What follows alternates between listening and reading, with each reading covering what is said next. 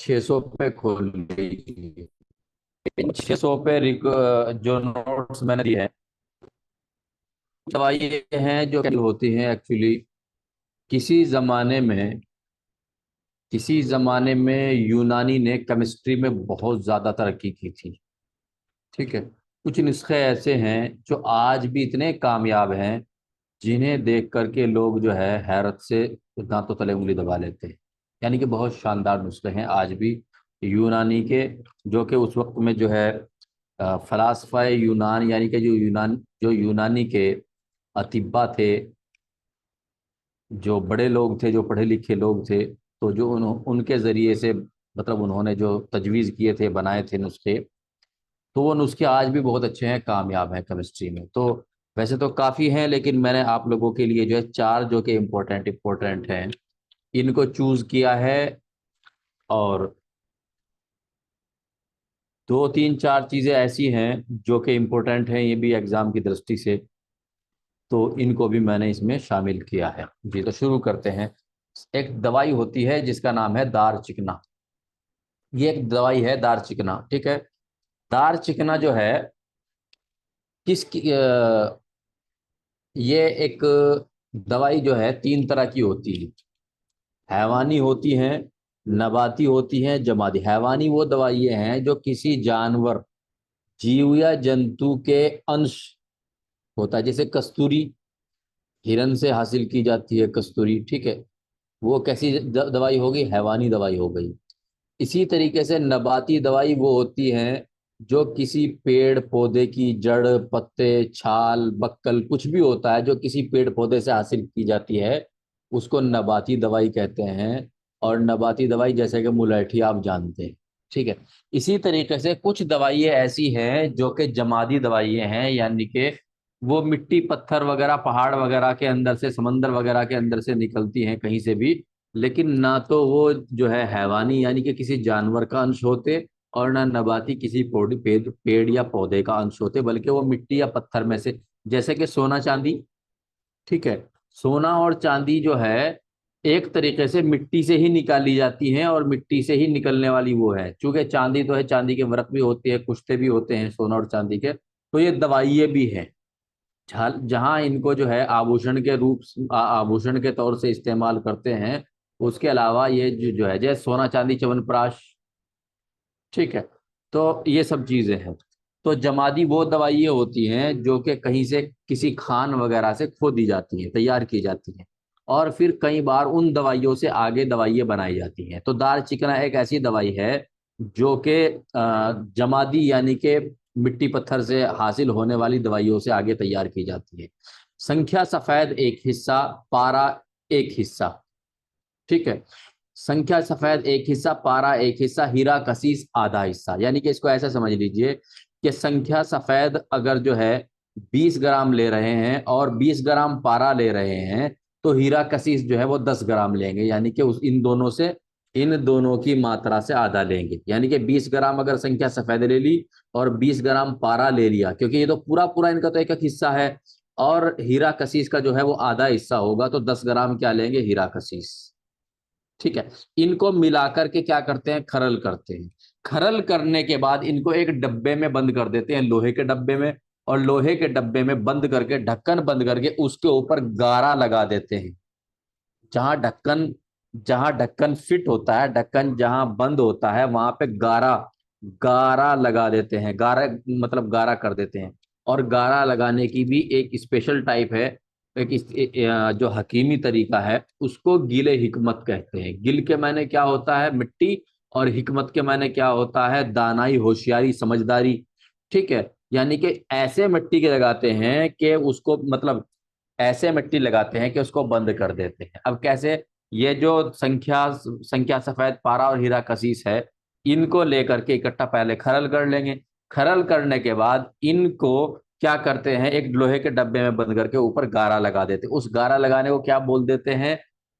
उसको बोल देते हैं गिले हिकमत। और गिले हिकमत करने के बाद, गिले हिकमत कर दी, उसके बाद इस डब्बे को जो है, इसके ऊपर गारा लगा लिया है चारों तरफ से, इस डब्बे के ऊपर क्या कर लिया? गारा लगा लिया चारों तरफ से, पूरा का पूरा। अब इस डब्बे को जो कि गारे के अंदर है, जो कि गारे के अंदर है, जंगली उपलों की आग में रखते हैं 3 दिन, यानी कि 72 घंटे। जंगली उपले, देखिए उपले किसको बोलते हैं? उपले बोलते हैं कंडों को। जो भैंस या गाय गोबर करती हैं, उस गोबर से जो है गांव देहात में आज भी, पहले तो सभी जगह इस्तेमाल होता था, आज ये सिर्फ ज्यादातर गांवों में रह गया क्योंकि शहरों में जो है गैस वगैरह इस्तेमाल होने शुरू हो गए हैं। ठीक है, लेकिन जो दो तरह के उपले होते हैं, एक वो उपले होते हैं जो महिलाएं हमारे यहाँ उत्तर प्रदेश में क्या करती हैं, गोबर की बना लेती हैं, उसमें भूसी भूसी और मिला लेती हैं। ठीक है, एक तो वो होते हैं उपले, वो घरेलू उपले होते हैं। एक उपले कौन से होते हैं? वो उपले होते हैं, पहले क्या होता था, जानवर जो है चरने के लिए जाते थे खेतों में। ठीक है, और खेतों में चरने के लिए जाते थे, वहीं पे जो है वो घास चरते रहते थे, गोबर भी कर देते थे। जब गोबर करते थे तो वो गोबर जो है वहीं पड़ा पड़ा जो है सूख जाता था। उस गोबर, फिर वो गोबर सूख जाता था, उसको इकट्ठा कर लेते थे बाद में जब वो सूख जाता था। उसकी आंच ऐसी होती थी जैसे पत्थर के कोयले की, बहुत तेज आंच होती थी। क्यों? क्योंकि वो एकदम खालिस प्योर गोबर होता था, उसके अंदर कोई भूसी वगैरह, ठीक है, इस तरह की चीज नहीं होती थी, क्योंकि भूसी वगैरह मिलाते हैं घर पे। तो फिर वो उसकी आंच जो है इतनी तेज नहीं होती जितनी तेज उस उपले की होती है, जो कि जंगल में किसी जानवर ने गोबर किया और वहां से उसको सूख गया और सूख करके ले आए।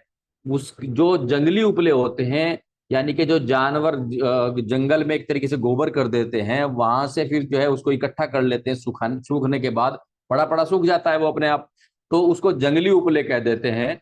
वो जंगली उपले की आंच जो है ऐसी होती है जैसे पत्थर के कोयले की आंच। और जो घरेलू उपले होते हैं इनकी आंच कम होती है। तो क्या करते हैं, इन जंगली उपलों की आंच देते हैं 3 दिन तक। वो जो डब्बा है गारे में अंदर बंद, उसको 3 दिन तक जंगली उपलों के आग के बीच में रखते हैं। ठीक है, और 3 दिन के बाद क्या करते हैं, उसको ठंडा कर करके जो ऊपर मट्टी गारा है उसको फोड़ लेते हैं, और उसके अंदर से लोहा निकाल के, लोहे का डब्बा खोल करके अंदर से दवाई निकाल लेते हैं। और जो दवाई अंदर से निकलती है उसको दार चिकना कहते हैं। शुरू में क्या था, संख्या सफेद था, पारा था, हीरा कसीस था। तो खरल किया, खरल करके कपड़, खरल करके जो है उसको गिले हिकमत किया, 3 दिन तक आग लगाई। आग लगाने के बाद जब बाहर निकाला तो क्या निकला, दार चिकना निकला। ठीक है, इस ऐसे तैयार होता है दार चिकना। रस कपूर भी तकरीबन तकरीबन ऐसे ही तैयार होता है, लेकिन रस कपूर में क्या होता है कि रस कपूर में जो दवाइयाँ होती हैं दूसरी होती हैं जिनसे तैयार होता है, और दार चिकना जिन दवाइयों से तैयार होता है वो दूसरी दवाइयाँ होती हैं। तो रस कपूर में क्या होता है, पारा। पारा जो है वो दार चिकने में जो को बनाने में भी इस्तेमाल होता है। गीले अरमनी, ये दार चिकने में इस्तेमाल नहीं होता। फिटकरी, नमक लाहौरी, इन सबको 35-35 ग्राम ले लेते हैं। लेने के बाद खरल कर लेते हैं। खरल करने के बाद क्या करते हैं, कुर्स बना लेते हैं। चपटी गोलियों को कुर्स बोलते हैं, गोल गोलियों को हब बोलते हैं। कुर्स बना लेते हैं। अब इन कुर्स को क्या करते हैं, कुर्स को सुखा लेते हैं। सुखाने के बाद मिट्टी की हांडी लेते हैं। वहां लोहे का डब्बा लिया था दार चिकना में, यहाँ मिट्टी की हांडी लेते हैं। मिट्टी की हांडी को लेकर के इसके ऊपर भी गिले हिकमत करते हैं, यानी कि पहले तो जहां इसकी जो ढक्कन लगाया है, जो चपनी लगाई है, सबसे पहले वहां से बंद कर लेते हैं। उसके बाद पूरे के ऊपर, उसके ऊपर क्या करते हैं, गारा एक तरीके से उसके ऊपर गारा लपेट देते हैं। इसको भी 3 दिन तक जो है, 3 दिन तक आंच देते हैं, लेकिन इसको जंगली आंच नहीं देते। ठीक है, दार चिकने में जंगली आंच देते हैं, और जहां दार चिकने में जो है लोहे का डब्बा होता है। तो याद रखो, चूंकि दार चिकने में लोहे जंगली उपलों की आंच होती है और वो बहुत तेज होती है, उसको कौन बर्दाश्त करता है, याद करने के लिए बता रहा हूं, उसको बर्दाश्त करता है लोहे का डब्बा। और यहाँ पे जो है, यहाँ पे जंगली उपलों की आंच नहीं होती, यहाँ नॉर्मल आंच होती है। ठीक है, और दवा किस चीज में रखते हैं, दवा रखते हैं हांडी में। और कैसे रखते हैं, पहले उसकी टिकिया बना लेते हैं, पुर्स बना लेते हैं खरल में पीस करके। और दाल चिकन में टिकिया विकिया बनाने की जरूरत पेश नहीं आती। जी, अब 3 दिन तक जब उसको आंच देते हैं, जंगली उपलों की नहीं, एक नॉर्मल आंच देते हैं। ठीक है, तो 3 दिन के बाद इसका रस कपूर बन जाता है। याद रखो, दोनों में फर्क ये है कि दार चिकना बनाते टाइम जंगली उपले, रस कपूर में जंगली उपले नहीं, नॉर्मल आंच। ठीक है, और दार चिकना में जो है वो लोहे का डब्बा इस्तेमाल करेंगे, और रस कपूर में जो है वो क्या करेंगे, मिट्टी की हांडी इस्तेमाल करेंगे। और गिले हिकमत यानी कि गारा, दोनों में लगाएंगे जी। अब नंबर 3 है जंगार। जंगार भी एक केमिकल इसी तरह की दवाई है। ठीक है, इसको कैसे तैयार करते हैं? सबसे पहले लेते हैं तेज सिरका। देखिए, एक नॉर्मल सिरका होता है जिसको खाते हैं, ठीक है, एक तेज हो मतलब काफी दिन का रखा हुआ सिरका हो, उसको लेते हैं 130 ग्राम। उसके बाद लेते हैं तांबे का बुरादा। तांबा जो धात होती है, तांबे के बर्तन आपने देखे होंगे, तांबा का जो बुरादा होता है उसके लेते हैं 250 ग्राम। ठीक है, और गंधक का तेजाब लेते हैं 35 ml, क्योंकि ये लिक्विड है, इसको एमएल में लेंगे। और ये दोनों क्या कहते हैं, तांबे का जो बुरादा है 250 ग्राम होता है, तेज सिरका ये 130 ग्राम है। इसको भी आप अगर आप चाहें 130 ग्राम के साथ बराबर में एमएल भी लिख लें। ठीक है जी। तेज सिरका 130 ग्राम भी लिख सकते हैं, 130 ml भी लिख सकते हैं। तांबे का बुरादा 250 ग्राम, गंधक का तेजाब जो है 35 ml। इन दवाओं को मिला करके, इन दवाओं को मिला लिया और मिला करके क्या करते हैं, तांबे के बर्तन में रख करके, बंद कर करके, और 6 महीने के लिए इसको कहीं गाड़ देते हैं जमीन में। ठीक है, गाड़ने के बाद फिर जब 6 महीने के बाद निकालेंगे तो 6 महीने के बाद अंदर से जो है क्या निकलेगा, जंगार निकलेगा। मतलब जंगार क्यों निकले? क्योंकि ये जो तेज सिरका है और गंधक का तेजाब है, ये जो तांबे का बुरादा होता है इसको गला करके क्या बना देता है, इसका जंगार बना देता है। तेज सिरका और गंधक का तेजाब, ये दोनों तांबे का जो बुरादा है ना 250 ग्राम, इसको गला करके इसका जंगार बना देता है। ठीक है, ऐसे तैयार होता है जंगार। इसमें आग वाग देने की जरूरत नहीं होती, ना गिले हिकमत यानी कि गारा लगाने की जरूरत होती है। बस क्या करना होता है, तांबे के बर्तन में रखा और कहीं दबा दिया, क्या कहते हैं, जमीन वमीन में, या जहाँ पे कूड़ा वूड़ा इकट्ठा करते हैं ना गांव देहात में, जिसको कूड़ी बोल देते हैं कई बार, उसमें दबा वबा देते हैं और 6 महीने के बाद निकालते हैं तो जंगार तैयार हो जाता है। इसमें आग देने की जरूरत नहीं पड़ती। इसके बाद होता है सिंदूर। सिंदूर क्या है, महिलाएं इसको मांग मांग में लगाती हैं। ठीक है, यही सिंदूर कैसे तैयार होता है, सीसा, सीसा और कलाई। शीशे को बोलते हैं लेड, यानी कि पीबी। ठीक है, सीसा, शीशे को लेड यानी कि पीबी बोलते हैं। सीसा और कलाई, कलाई को बोलते हैं स्टेनम या टिन, दोनों नाम है।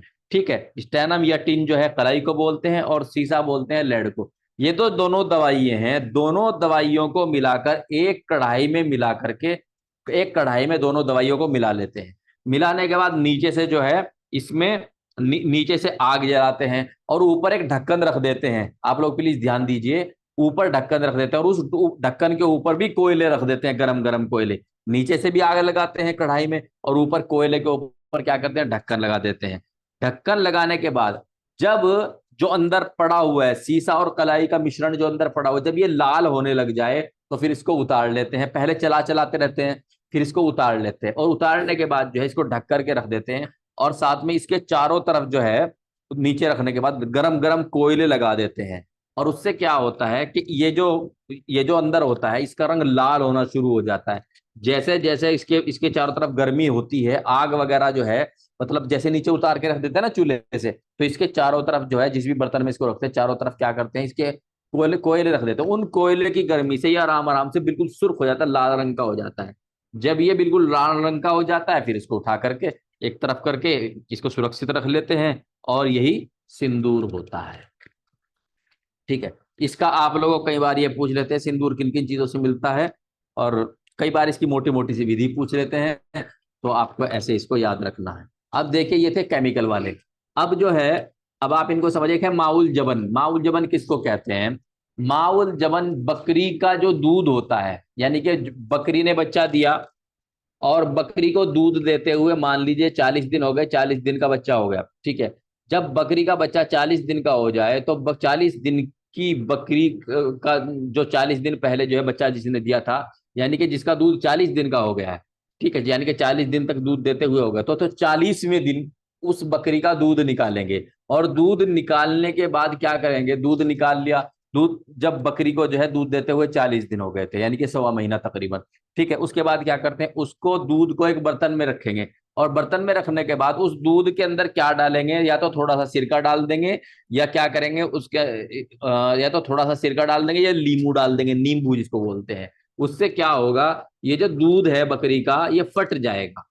ठीक है, पानी पानी से इसमें से अलग निकल जाएगा, और क्या कहते हैं, सफेद सफेद सा अलग निकल जाएगा। दूध क्या हो जाएगा, फट जाएगा। जब दूध फट जाएगा, इसको फिर कपड़े में को छान लेंगे।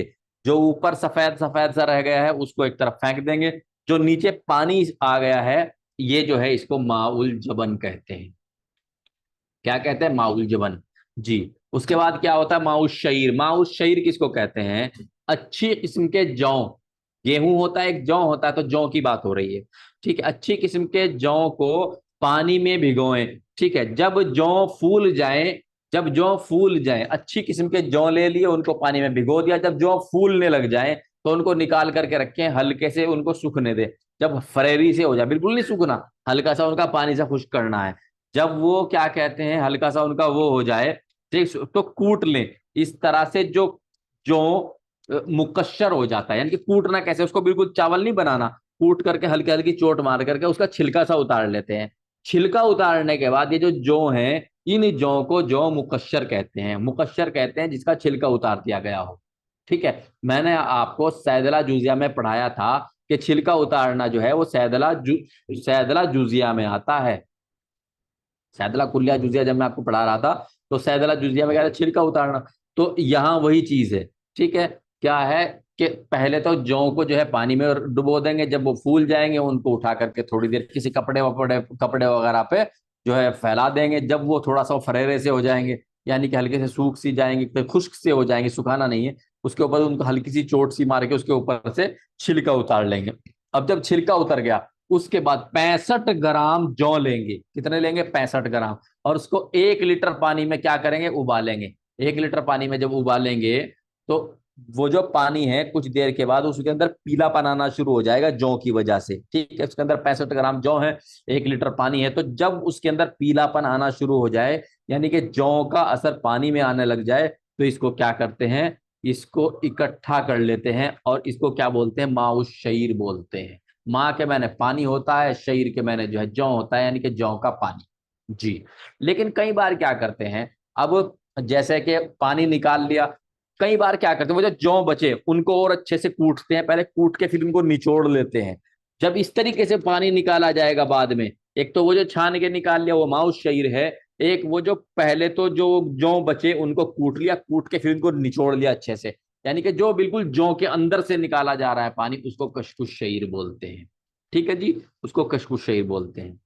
एक होता है माउस शईर मुहम्मस। देखिए, माउस शईर तो जौ के पानी को बोलते हैं, जो कहते हैं, मुहम्मस कहते हैं भुने हुए, यानी कि भुने हुए जौ का पानी तैयार करना। इसको भी ऐसे ही करते हैं, लेकिन तरीका क्या, फर्क क्या है? फर्क ये है कि इसमें जो जौ इस्तेमाल होते हैं वो भुने हुए होते हैं। ठीक है, माउल जबन में, सॉरी, माउस शईर में, माउस शईर में जो जौ होते हैं वो कच्चे जौ होते हैं, और माउस शईर मुहम्मस में जो जौ होते हैं वो भुने हुए जौ होते हैं। बाकी उसका भी जो है एक तरीके से पानी तैयार करते हैं। माउल उसूल, उसूल कहते हैं जड़ों को। ठीक है, जड़ों का पानी, वह पानी जो जड़ों से हासिल किया जाता है। मान लीजिए कहीं किसी किसी भी दरख्त की, किसी पेड़ की जड़ का पानी चाहिए, तो उसकी जड़ निकाली, उसको कूटा पीटा अच्छे से, उसके बाद कपड़े में जब वो बिल्कुल घास सा बन गया, कूट पीट कर उसको फिर जो है कपड़े में डाल करके दबा दबा के पानी निकाल लिया, उसको माउल उसूल कहते हैं। तो उसूल के माने होते हैं जड़। एक होता है माउल असल, मिलता जुलता सा है, वो उसूल है, उसूल के मैंने जड़, याद रखें, यानी कि माँ के मैंने पानी, उसूल के मैंने जड़, माउल उसूल जड़ों का पानी। माउल असल, असल के मैंने होता है शहद, शहद का पानी। माउल असल कैसे तैयार किया जाता है? माउल असल तैयार करने की बात, तरीका ये है कि 4 हिस्से पानी ले लेते हैं, 1 हिस्सा शहद ले लेते हैं। 4 हिस्सा पानी, 1 हिस्सा शहद ले लेते हैं, और उससे क्या करते हैं, उसको अच्छे से घोल लेते हैं, फिर उसको, वो क्या कहलाता है? वो माउल असल कहलाता है, यानी कि शहद का पानी कहलाता है वो। जी। तो शहद का पानी जो है कि शहद का पानी कई बार ये पूछ लेते हैं कि किस, क्या तनासुब है, तनासुब मतलब क्या परसेंटेज है, तो इसके अंदर पानी जो होता है, पानी जो है 4 हिस्से होता है, और शहद क्या होता है? 1 हिस्सा होता है। इस तरीके से माउल असल, ये सारे के सारे बहुत ज्यादा इंपॉर्टेंट हैं। वैसे तो बहुत सारे पॉइंट हैं किताब के अंदर, लेकिन ये इंपॉर्टेंट है और सवाल ज्यादातर इन्हीं से आ जाते हैं, इसलिए इन्हीं को आपको पढ़ा रहे हैं। अब किसी को कोई भी सवाल पूछना है पूछ लीजिए, मैं आपको सबको अनम्यूट कर रहा